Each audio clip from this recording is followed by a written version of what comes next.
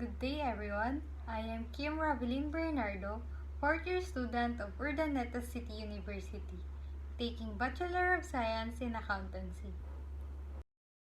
In this video, we will talk about the accounting for foreign exchange transactions. Accounting for foreign currency transactions involves recording and reporting financial transactions that are denominated in a currency other than the entity's functional currency. Functional currency is the primary currency in which an entity conducts its business and maintains its records. So what is a foreign currency transaction? It is when a company enters into a transaction that is denominated in a currency other than the company's functional currency. A company's functional currency is the currency of the primary economic environment in which the entity operates. Transactions most commonly would include the buying or selling of goods or services along with related accounts payable and accounts receivable, as well as borrowing or lending money. The foreign exchange gains or loss that result from these transactions can be treated differently for tax purposes depending on the basis of your financial statements. We are going to compare the differences in book and tax treatment when recognizing realized and unrealized gains and or losses as a result from payable or receivables. How a foreign currency transaction recorded in a company's books and records.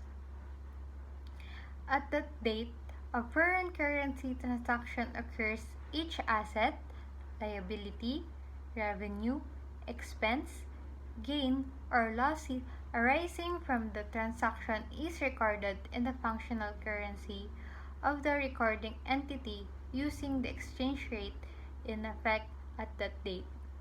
Using the exchange rate at that date may not be practical, therefore, weighted average rate may be used.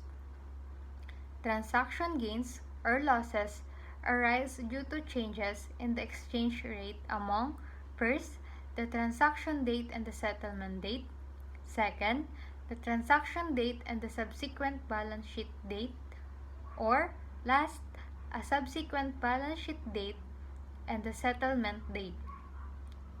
We will show some example entries to record a foreign exchange transaction, and for those examples, here are some facts. Company A is US operating entity whose functional currency is US dollars. Company B is a Spanish operating entity whose functional currency is euro. Company A purchased product from Company B on November 16, 2020. The transaction was denominated in euro.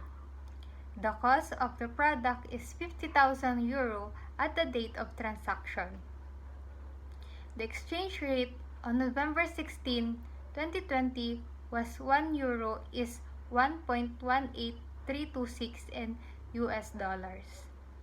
The Company A recorded a payable and related expenses for 59,163 US dollars using the exchange rate on the date of the transaction.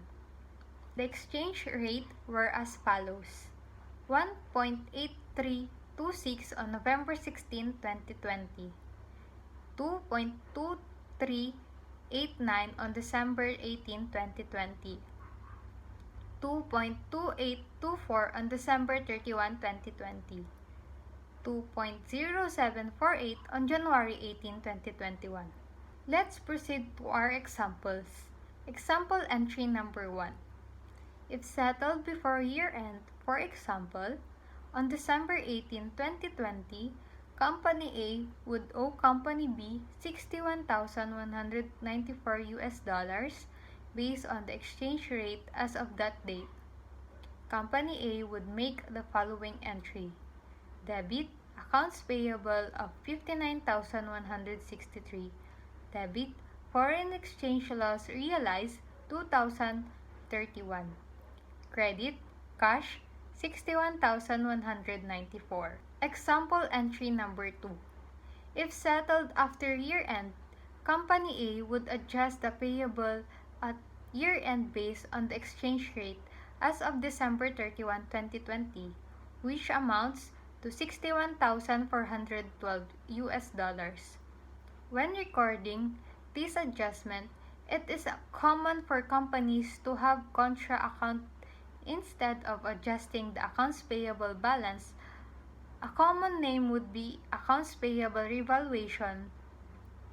Company A would make the following entry: debit, foreign exchange loss unrealized 2,249, and a credit, accounts payable revaluation amounting to 2,249. Example number 3. Once the payable is settled after year-end on January 18, 2021, the amount owed based on the exchange rate at that time would be $60,374. Company A would then make the following entry: debit, accounts payable amounting to 59,163, debit, accounts payable revaluation 2,249, debit, foreign exchange loss realized 1,211, credit, cash amounting to 60,374, and credit, foreign exchange gain unrealized 2,249. So, how are foreign currency transactions treated for tax purposes? It's simple. You only recognize what is realized.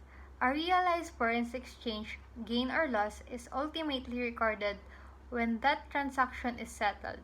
For example, the cash receipt related to an account receivable was received, or cash paid related to an outstanding payable. That would be either a realized gain recognized as ordinary income or a realized loss that would be fully deductible. Any unrealized gain or loss will be temporarily different and will eventually reverse itself once the gains or loss is realized.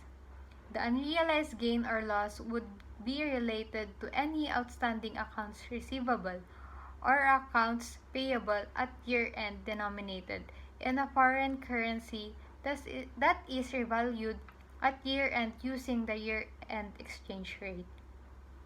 On example entry number 1, records a foreign exchange loss of 2,031 US dollar when the transaction settled, which was before year-end, and would be realized loss and be fully deductible on the Company A's 2020 tax return.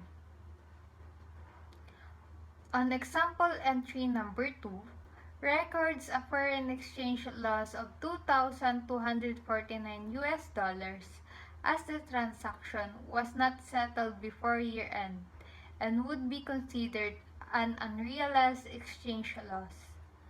This loss would not be deductible and be considered a temporary differences and therefore included in Company A's deferred tax calculation. And lastly, on example entry number 3, records an unrealized foreign exchange gain of 2,249 US dollars because the transaction settled after the year-end would not be realized gain for tax purposes. The unrealized gain is reversal of the unrealized loss recorded in example entry number 2.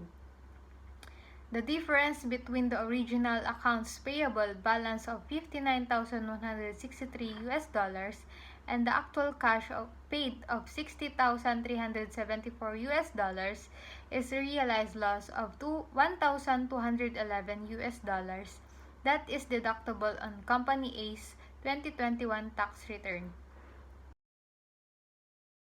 It is common for companies to record foreign exchange gain or losses to one account, but it is important to account for unrealized and realized gains and losses separately in a company's books and records to ensure proper tax treatment. In the examples above, you can see there are separate accounts for the unrealized and unrealized amount. This can ensure you are not recognizing too much income or taking too much expense on your tax return.